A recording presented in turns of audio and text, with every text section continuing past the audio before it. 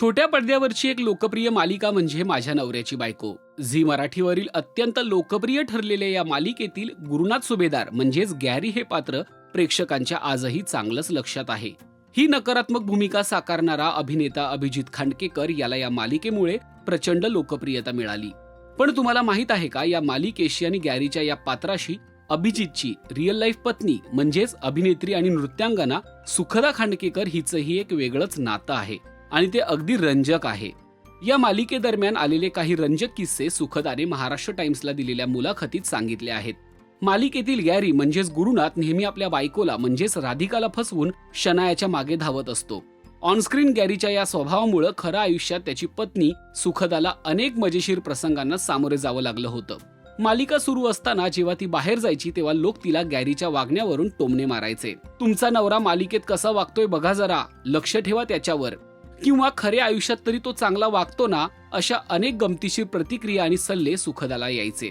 एकदा सुखद आणि अभिजित एकत्र बाहेर कुठेतरी फिरायला गेले होते. तेव्हा तिथे एक काकू आल्या आणि त्यांनी आता ही तिसरी कोण असा प्रश्न अभिजितला विचारला. यावर दोघांनाही हसू आवरलं नाही.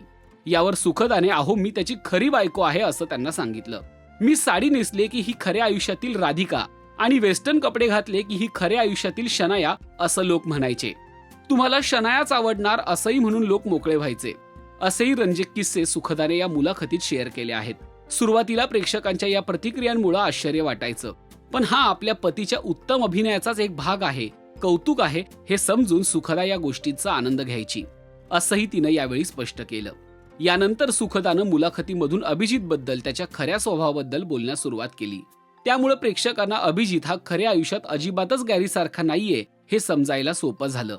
त्यामुळे हा निर्णय मी ठरवून घेतला होता असं सुखदा म्हणाली. माझ्या नवऱ्याची बायको या मालिकेनं तब्बल 4.5 वर्ष प्रेक्षकांच्या मनावर राज्य केलं. 1375हून अधिक भागांचा टप्पा पार करून जेव्हा या मालिकेनं निरोप घेतला तेव्हा सुखदा आपल्या पतीच्या या प्रवासावर भावूक झाली होती. तिनं सोशल मीडियावर देखील अभिजितसाठी एक खास पोस्ट शेअर करत आपल्या भावना व्यक्त केल्या होत्या. सुखदा आणि अभिजितच्या लव्ह स्टोरी बद्दल बोलायचं झालं तर फेसबुकच्या माध्यमातून सुरू झालेल्या त्यांच्या मैत्रीचे पुढे प्रेमात रूपांतर झाले आणि 1 फेब्रुवारी 2013 रोजी ते विवाह बंधनात अडकले.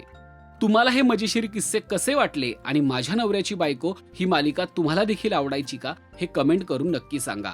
आणि मराठी मालिका विश्वातील ताज्या अपडेट, बातम्या आणि गॉसिपसाठी सबस्क्राईब करायला विसरू नका. फक्त राजश्री मराठी शोबच.